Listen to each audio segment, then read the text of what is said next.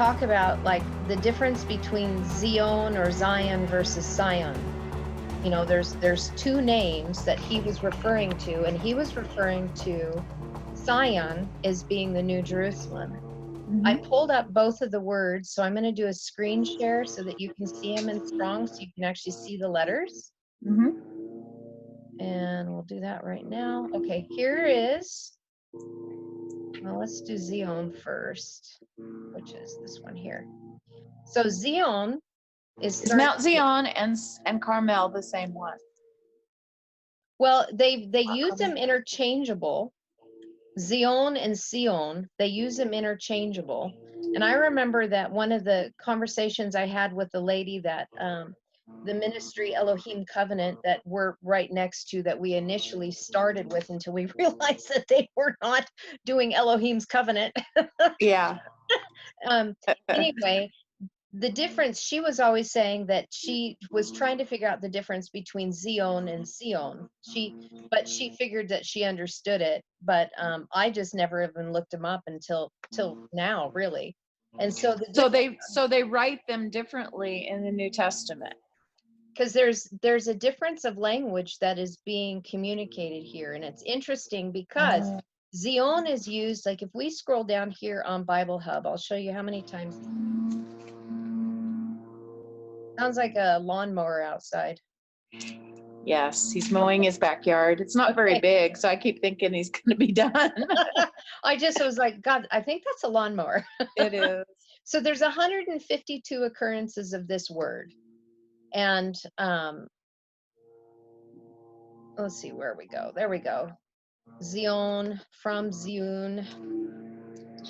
Sion. So that's okay. Zion means a signpost and a monument. I'm just writing notes on that too. So it's signpost and a monument. And I think it comes from, it's so conspicuous, a guiding pillar. Now this is really, I'm going to be going into a little bit of Father's teaching here today, just because you are more advanced, and it's just you and I. But yeah, we will be doing some mother teaching, you know, over the next like 7 days. We'll be doing some of the mother's teaching too, so that you can see. I'm doing some slideshow presentations right now, so that you get an idea of what it is. So the root of it is Zaya, and when we go down to parch.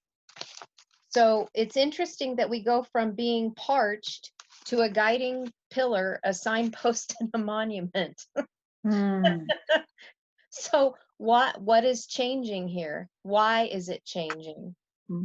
So when we look at the root, we have a zadi and a yod and a hay, and this is droughtness, right? Dryness. Yeah. When we move it to be a signpost and a monument, a guiding pillar, what's changed? We now have a vav nun. So when I'm looking at this, the way I'm taking a look at that is that the vav for Ken and I has symbolized a couple things. With the vav, we know that it's a nail, it's something that pierces, it's something that connects, and visually, in New Times Roman, you can't see it in this font, but in New Times Roman, in every book that it's ever been printed, it has a bent head. Has a bent head. So we have seen it as the piercing of teachings that humble oneself through the mother's teaching. If it's on the prefix of the word, it's specifically teaching of the piercing of mother, which is causing us to be humbled. When we see it on the suffix side, we know that the humility has already been through the mother. So on the suffix side, it is showing it is the standing sovereign position in meekness, power under control. Right? So you have the ability to call down fire, but it doesn't mean that you're gonna. Right? Because you're under control. You don't know what spirit you are from, is what Yeshua said too, when they wanted to call down fire. So this is the empowering of the Father's people through the piercing that comes through mother's teaching and father's teaching. So this one is showing us that the signpost monument guiding pillar, because pillar language is always synonymous with priesthood. And that's in Hebrew thought, that whenever they would hear pillar, they would automatically connect that to priesthood. So these guiding pillars, these monument and signposts, are those that have been pierced by the Father's teaching in sovereignty as meek ones. And then look what else is added. Flesh, the noon. I'm trying to highlight it, but it's not letting me do it very well. Stop it. Okay. Anyway, you get what I'm saying. It's the noon is added, and the noon is always dealing with flesh. So these are the guiding pillars. But it is the seed of life in the paleo. Yes, it is propagation, and it's like propagation. It's the seed of life. It allows you to propagate and it also means heir, like an heir to a throne, inheritance. But it also is the activity of life. So when you take a look in the Strong's definition of the noon, when it's spelled out, it's basically it's activity of life. It's propagation. It's, even in paleo. So it's how we act out our life on this earth. In our bodies. But if it's fallen, it doesn't necessarily mean it's fallen flesh, or does it? No, it depends on what the context is. So, like he was talking about the flesh body versus the body of light. The flesh body is corruptible flesh. The light body is incorruptible flesh. So corruptible flesh is the fallen noon. The difference between the fallen letters, the Sophites, and the ones that have been risen is it has to do with a spiritual way of looking at things or a material way. So typically, if it's just talking about your corruptible flesh, you're in your flesh suit, you can find that when you're reading in the context of the verse. It's like, oh, okay. So for example, this word right here in of itself is telling of the priesthood that is in the flesh body, that are the signposts, the monuments, the guiding pillars that are here in the lower density within their flesh suit. It doesn't mean that they're making fallen decisions. They just have their earth suit on. That's all that is. But in other contexts, if you have a noon added, because this is part, if you have a noon added, in depending on what the context is, you will know it's talking about people that are in materialism, in the lower, instead of elevating it to a spiritual position. And I explain it because you can see it through the word Sophite. I'm not going to take the time to tell you that, because you're going to have a video I'm going to send you showing it anyway. But it explains it because you see it in the Hebrew word Sophite as to why and what it means. And it is totally material versus spiritual.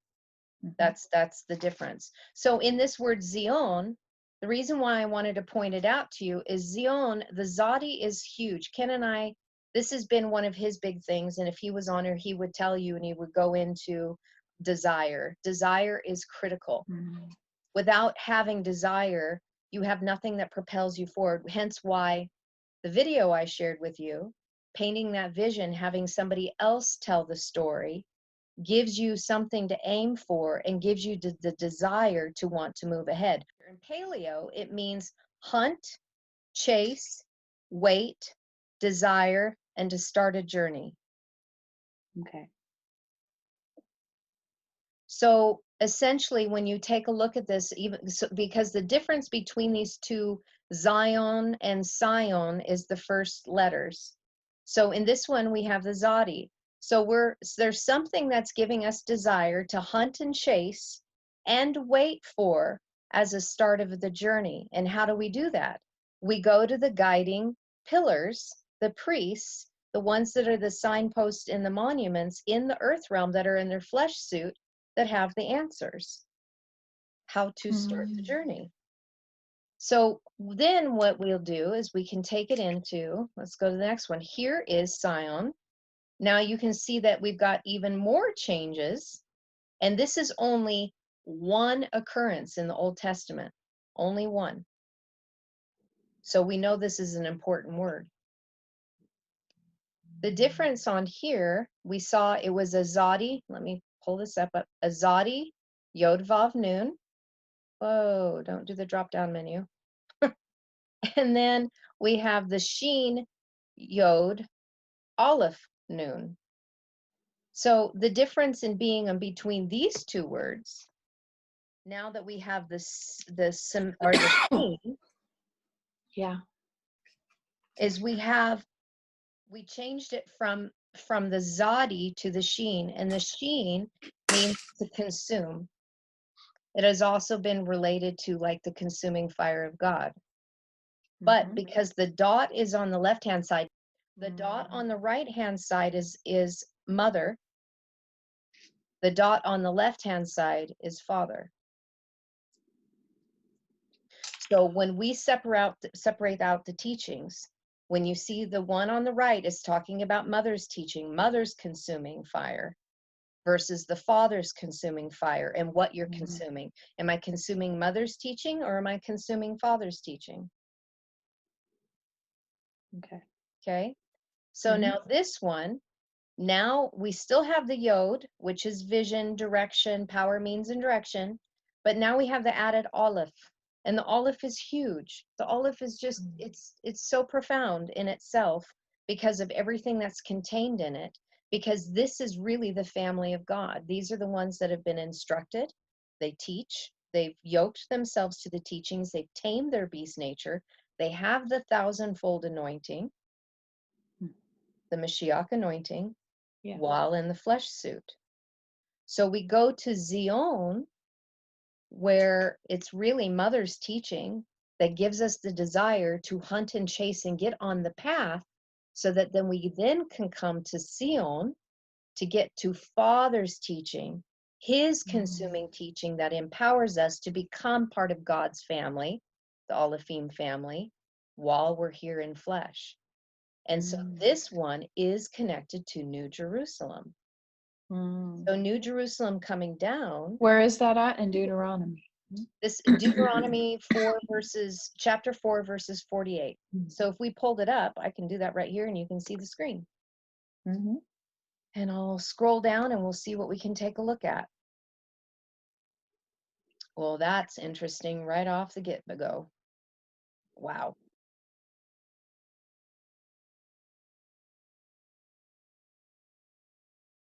This word right here, we'll pull it up, but I can already tell you what I'm seeing here.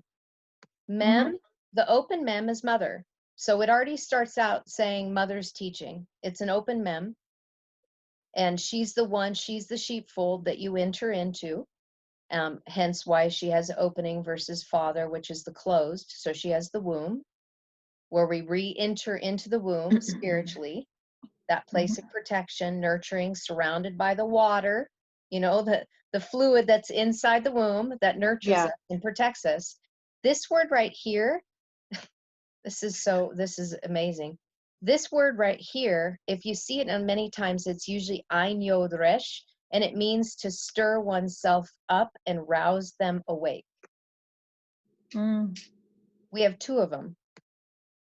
So that means that there's two processes that are stirring us up and rousing us awake. But we have to start with mother first. With the cherubim, when you see the two letters like two hays together, or two tovs, or two lamed, that those are the cherubim. Those are the pattern on the ark. One is mother, one is father, correct? So now we're seeing in this word right here, we have Ein Resh, mother. Stop it. Ein Resh, mother.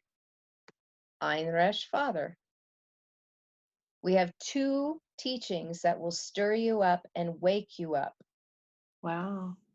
And then through the letters, Ein, the letter Ein means it's the paleo is the eye, so that you're seeing the full landscape of how to raise your flesh, because it'll empower you. And then the resh, right?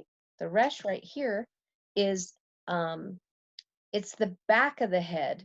And did I tell you, was I sharing with you what the Father shared with me, that I finally got the revelation of why the back of the head? Did I share that with you? Yeah, because he's got his eyes on Father. So yes. So you're you always see the back. Yep. Also, You're you gonna see the back always see the back of his head, because he's always looking towards the Father. That's he's facing there. So this word also means the poor and the destitute, and then it means those who have been risen up to the top, to the head as first fruits.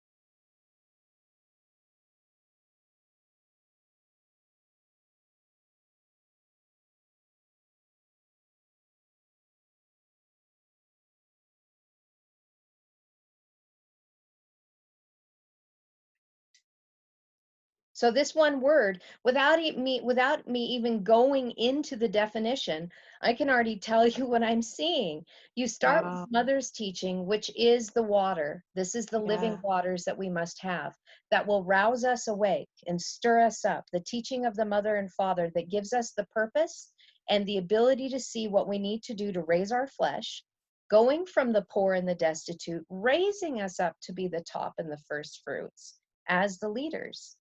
And it's two teachings that do this, that come together. That's right here in this word. So I have no idea what, Lamb, we can just go hunt back and see what it says in here, see what the meaning is. But just in the letters itself, that is so stinking profound. Oh my gosh. Nudity. Okay, that's even more. Nudity of situation. So Mother and Father will strip you bare. Oh, yeah. They will strip you bare. Because it's in the stripping process that we can be rebuilt and then clothed with the robes of righteousness, like this gentleman was talking about, the robes of light. But we have to strip the covering that we've been wearing. And a lot of that covering is the teachings that we've received, that we're living with. You know, we have to be dismantled before we can be rebuilt. So we're stripped bare. That is so cool. It is. Wow. Wow. Especially when you can connect it to the words and the letters and then have the meaning of the definition. Yeah. Oh, and this is interesting. It's a juniper bush. Over and over again, the duplication of Mother and Father, they always point to each other. They always point. One deals with the outer, one deals with the inner. To strip oneself. Yep. Oh my gosh. That's great. That's awesome. Okay, well, that just blessed me. Even if we didn't do anything else.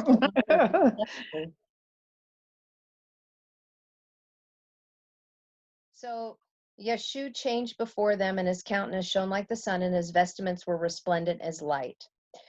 This is I love the language. I love the language. So the word right here, this is Nahor. Nahar is light. This is where we get the root Menorah.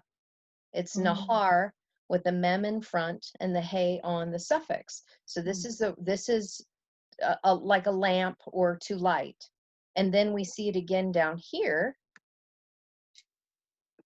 So the difference is we have the vav inside. So whenever a vav is placed in the inside of the root of the word, the root is the heart. It is the heart. It is the center of the being. Everything that we're doing spiritually, especially with Father, is at the heart level. It's not from the head level. It's from the mind of the heart, the center of the being. So whenever a vav is placed within the root, that means that the heart has been pierced. Right? And so if it's been pierced, then it's making a change in nature. So this is showing that there was a piercing that took place within the heart, and then what was added on the backside, the aleph. I find this interesting because based on what he was just saying, I have seen, and because I've spent a lot of time in the New Testament, more than Ken has, and I'm not saying that he hasn't, because he's been transitioning over to New Testament scriptures as well. But I've been seeing the aleph on the backside of the word is the sealing of the spirit. It's the sealing of the family. And I am believing that this is now connected to the sealing of the garments of righteousness. So we're waiting for that activation to take place for our light bodies to be illuminated. But when you get to this place, you're sealed in that. We're in the waiting. So remember, the Zadi is the place where we wait. We have desire, we're hunting and chasing and waiting. So the Aleph, when it comes, you are sealed in that until the activation comes. So here, he was changed, and he was white like light. So there's this right here is telling you the process. You have to be pierced within your heart. In other words, if your heart chakra hasn't been activated, right? Because that's what the piercing does. If your heart chakra has not been activated, then you're not operating in love. And if you're not operating in love, then how can you carry the light? Because love and light are synonymous with one another. That's just the way it is.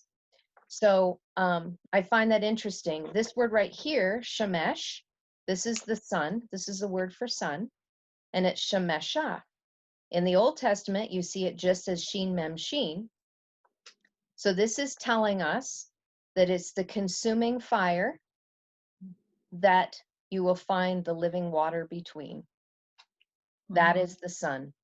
So when we shine brilliant like the sun is because we've gone through the two consuming fires.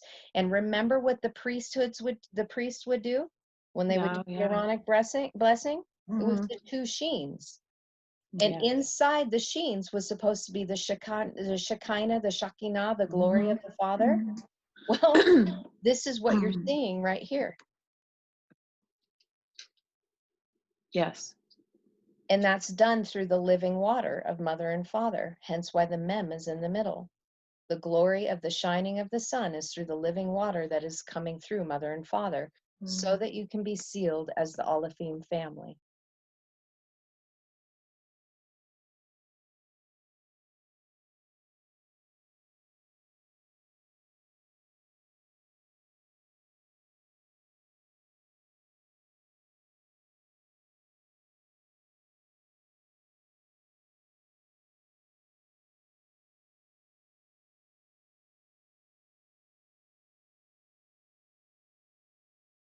I will say that the word that I was looking at, right, the one that was only comes up once is this word. Oh, okay. It's a one-time occurrence. And it looks like this is the root, chalaf, which it has this added to the front. Now, this is, so seeing that and knowing that it has to do with change and transmute, this is so phenomenal. This right here, an olive sheen, this is the word for fire. Yeah. Ish. So ish has been added, and so is the tav. So if the tav is added to the front, that is the covenant of mother. So what changes and transmutes us, the very first step, is the consuming fire of mother's covenant. And it's the only time this word is used in the entire New Testament, and it has to do with being changed and his countenance shone like the Shemasha, the sun.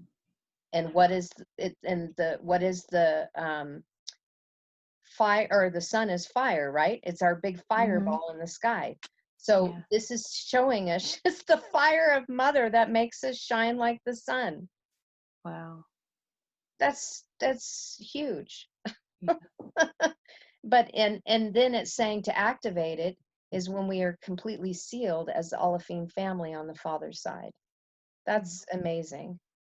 And then Nahar, this also means light, but it also is connected to lamp. It means lamp, something that illuminates as a lamp. And we see it twice. Oh, that's incredible. Good find, good suggestion that we pull that one up. That's really there's a whole much more here. Oh gosh, yeah, we keep just digging, you just dig all these things out and like, oh my God. But I think that verse right there is a profound one. And I probably should But dig see, that this is what makes you excited about digging in and learning and getting to where you can do what you do. Oh, I get That's why we get up so dang early. It's just because it's Yeah. like, it's the quietest time. There's nothing going on. So we might as well dig it out. Mhm. I found it interesting that he said that the Qumran community, they believed in reincarnation and that they Mhm. believed that they were coming back. Mhm. Yeah. I knew they believed that, and that's where I didn't know. So it sounds like they didn't necessarily see reincarnation as just being in another dimension, that you actually have a cyclical, because to me, reincarnation means past lives. And in the spirit realm, there is no time and space. No. And so it is just another dimension. It isn't, past is kind of the wrong term, don't you Well, think? yeah, Because because there is no past and future. It's all it's all now. now. It's all now. Yeah.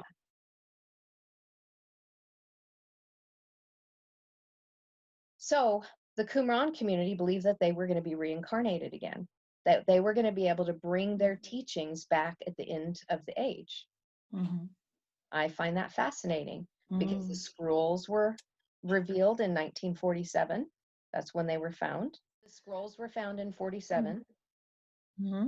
And then teachers start showing up on the scene that understand this. So, you know, I don't know. Maybe Ken and I are reincarnated Qumran community people because I've Mm-hmm. always been thoroughly fascinated with them, and my heart has always been drawn to the Qumran community. Yeah. I haven't known why.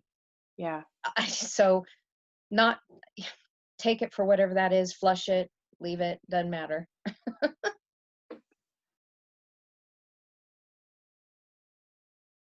When he was talking about the perfect light beings and about becoming angels, we know that that word also means messengers, right?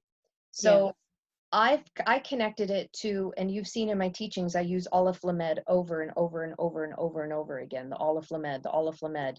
I believe that this is exactly what we're talking about here. Yeah. Becoming the Aleph Lamed, becoming Yeah. the gods, the ones that have, Mm-hmm.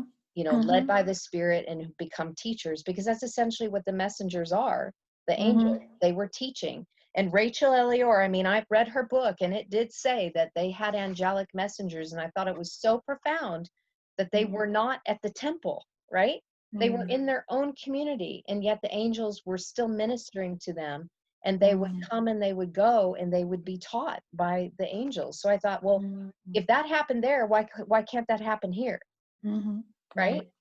Yeah. But a lot of it is language. We have to have the language. If we don't have the language, we don't have the right vibration. We Yeah. can't lift ourselves to being at that high spiritual level where they can communicate with us. Mm-hmm. Mm-hmm. So they were looking for the crown and the garment of majesty of the unending light, and that they were saying that that was the goal of all humans, that it wasn't just for this small targeted group of people, that everyone could have access to this. And I totally agree. I 100% agree with what I've seen. Mm-hmm. Angel morphism. That was a new word for me. Angel morphism.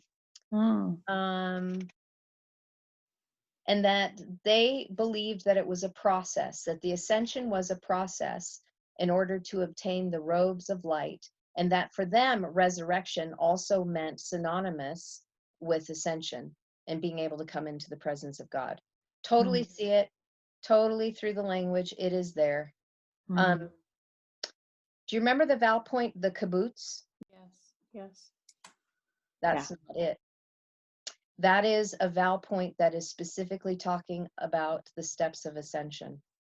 Because when you break it down in its letters, the Kuf, Bet, Vav, Zadi, it means those who compress light in the circle of time through that which was hidden, now revealed, so they could spiritually build their temple through covenant, where they became pierced and meek within, through the process of hunting, chasing, desiring, and starting on the journey and the path. So that isn't falling grapes. That's steps of ascension, which you can tie to the marriage covenant, because the marriage covenant, aka ketubah, is mother's teaching. And Mhm. she teaches you the beginning steps into that path of ascension, where she teaches you the language. She teaches Mhm. you the letters. So you've got the kibbutz, you've got the steps to ascension, and then you have the sagol, which is the end of the completion. It's a Semek Gimel Lamed, and the Semek um, is synonymous with the wedding ring. And Semek means to be Mhm. hedged in, supported, propped up, as if hedged in by thorns. It's the place of the wedding ring. Gimel means the gathering and the assemblage and the lifting up of the Aleph Lameds. Mm. And then Lamed is the teachers of light. So this is the place of the ones that have been wed, that are gathered together, the teachers of light that will goad and urge you on.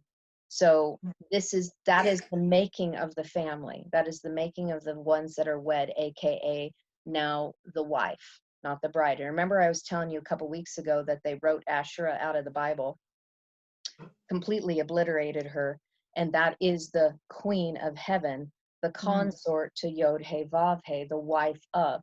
So we become the bride waiting to become the wife, and the Sagol Mm. is the completion of that.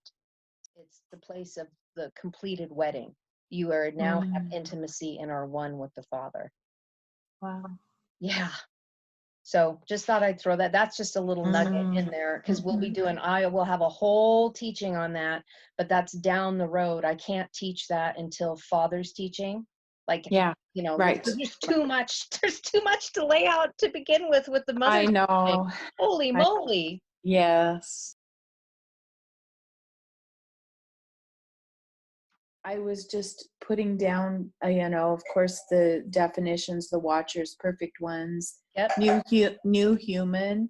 Yep. And then I was putting Mount Carmel, Zion, New Yep. Jerusalem, kind of there together.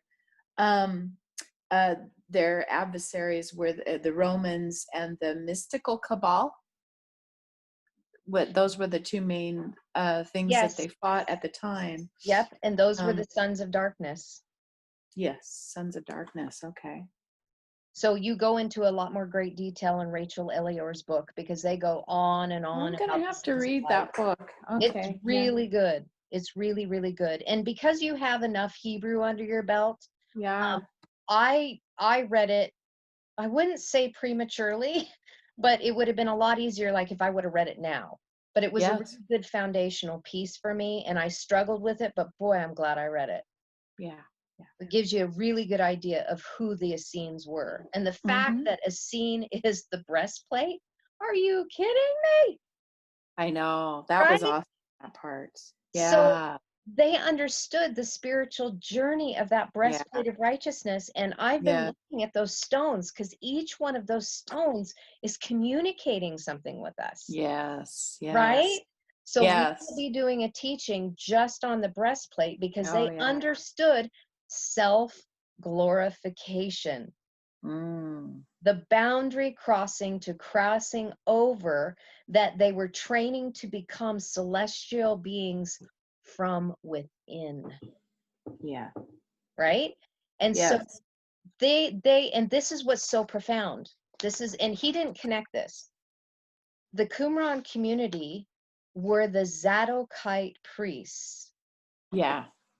Yes. Zadok means And right, I've read books about the the priest. Yeah. Zadokites, right? The Zad. Uh-huh. Yeah. So they were Melchizedek's. Yeah.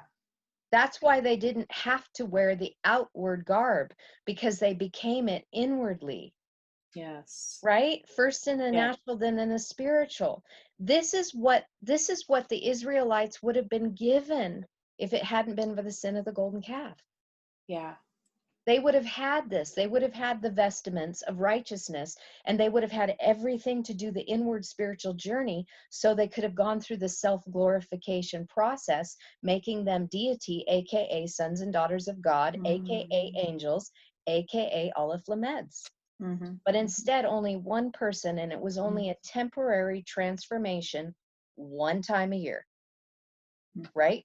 Only went Yeah. into the Holy of Holies once a year, Mm-hmm. and only the high priest could do it. And it was meant to Mm-hmm. be everyone, Mm. all of Israel. And that's what Qumran understood.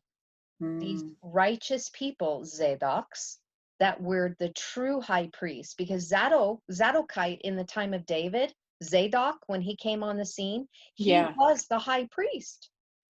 Yeah. And so that lineage under him, which would have been under the Eleazar line, not the Ithamar, right?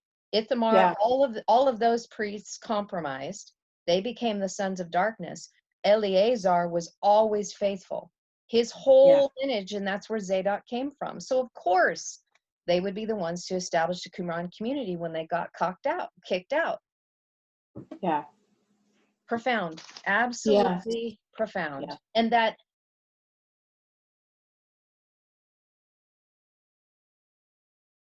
John the Baptist, Elijah reincarnated, was the master initiator. And so they mentioned about baptism, right? That it was from the point of baptism. And then look at what happened to Yeshua when he got baptized by John the Baptist. Mm-hmm. He was anointed from that point. I was like, oh my gosh. Yeah. Yeah. I totally get it now. Yeah. I totally get it. Hence why he was able to heal the sick and raise the dead. There was something that happened to his flesh in that interaction. I believe that he had a next level glorified body, but still in flesh, right? Hadn't become the light body yet, but there was something that took place that allowed him to be launched in his ministry and to do the things, part of the things that this process will allow us to, the greater things that Yeshua said that we would do. So at some point, by our studying and doing these things, we will be matched to that level. And then he said, greater things. Because then we will have made that transition as ones who have crossed over. And the only way we can do that is through the language. And the phrase Aleph Bayit Ivri is translated as Hebrew alphabet. But when you break it down through... You talked to me about it, but I never got a thing on it. No. Okay, I will put a note here to send that to you, because I think it's really profound in light of what we're talking about right now. Yes. Aleph Bayit Ivri, send to Regina. Okay. Because it's it all ties in. It all ties in. What else? And The then self-glorification hymn. Yes. What was that? Have you looked that up? Or Well, I haven't looked through all the Qumran writings, and honestly, it wouldn't do us any good to read them in English. Oh, you're right. Yeah. Right? Because the translators have translated what they want us to see. Yeah. The only way that we would be able to is if we have access, but I don't believe that we literally need to see those scrolls. Yeah. Because everything that we need is already in the scriptures that we have. Right. You're right. We just have the manual is No. in the language, and it's repeatedly over and over and over and over again. All the prophets, all the writers had it. So wherever the Spirit says dig, you are going to find the essential pieces necessary to do this process. Hmm.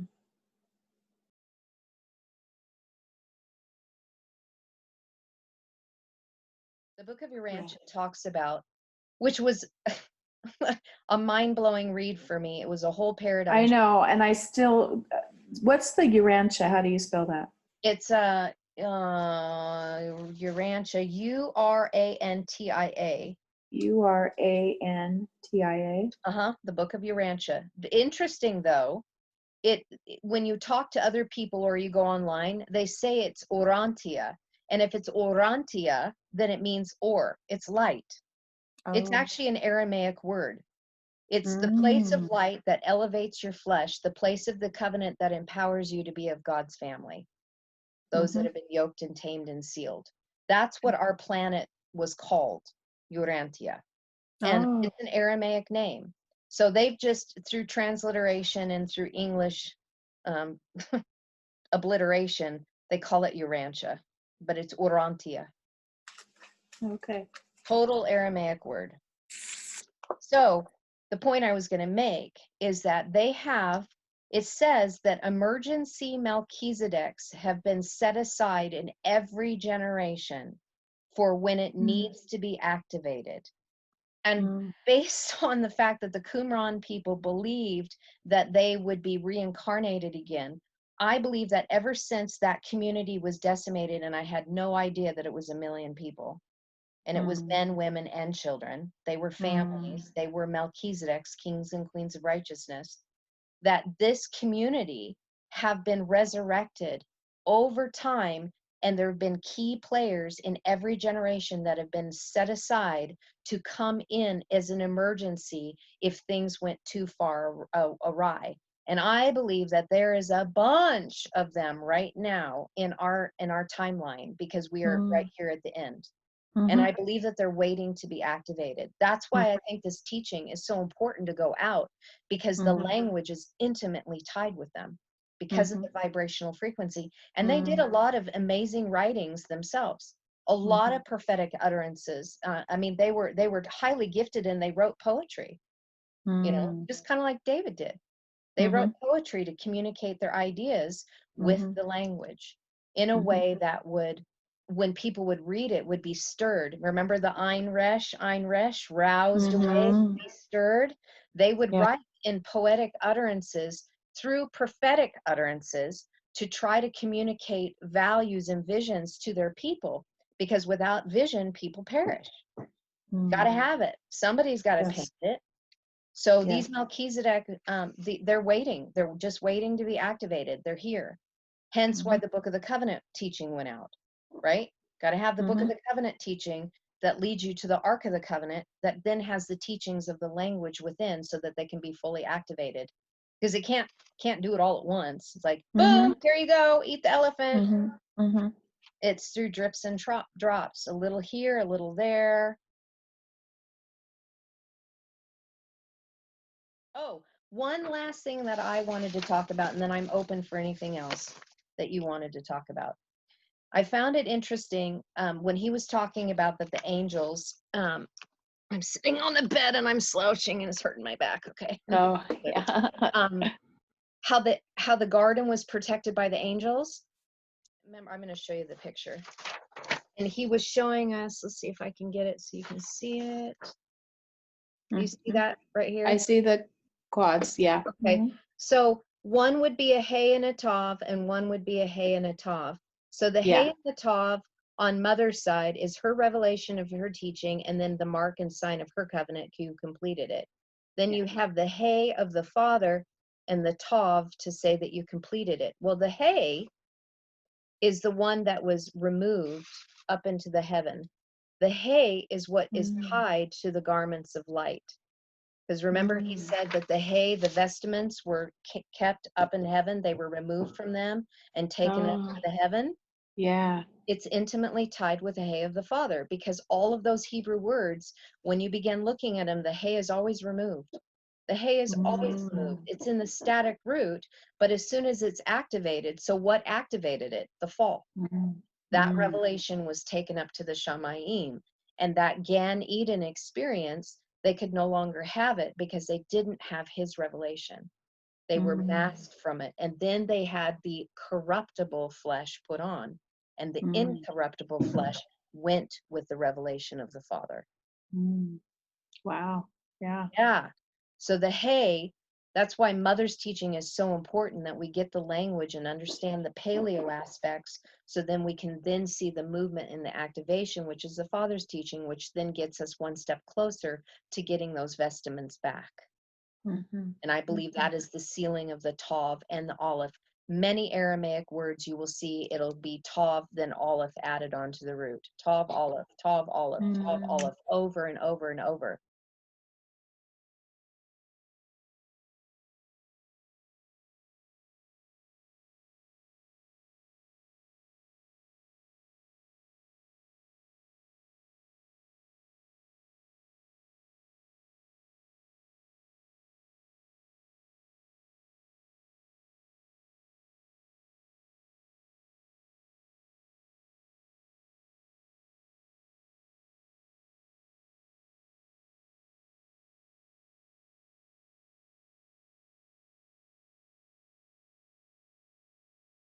So the Aleph added on the end of the word, when the Tav is there as well, is letting us know, I believe, because the Aleph and the Hey sound-wise are interchangeable. They're the same exact sound.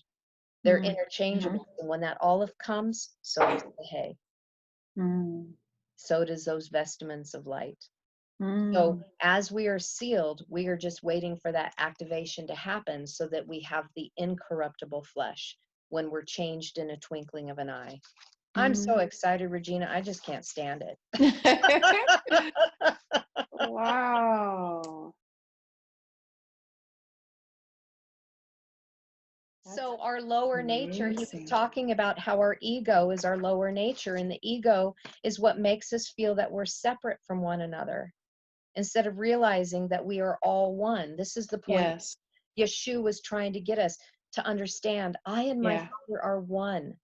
I'm Yes. telling you that you and me can become one.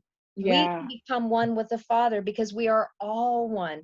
We've just been Yes. separated by ego, which is our fallen flesh that makes us feel like we're separate, Yes. right? Yes. But we're Yeah. really of the same essence. We're all of one, which is the Yes. Semek, right? Yes. Yes. It's the Semek. We're all of one. Yeah. It's Wow. so, I marvel. Beautiful. Freaking marvel Wow. at this. So the original garments are coming to those who have made themselves ready, and I believe that that is the fullness of the wedding day, when we become the kings and queens of righteousness, when we enter that place of the Semek, and we are going to be revealed with our garments of light. Arise and shine. What is that? Isaiah 60? For your light has come? Yeah. Arise and shine. That's what we're waiting for that day to be changed in a twinkling of an eye. So exciting. Wow. I know, right? Yeah.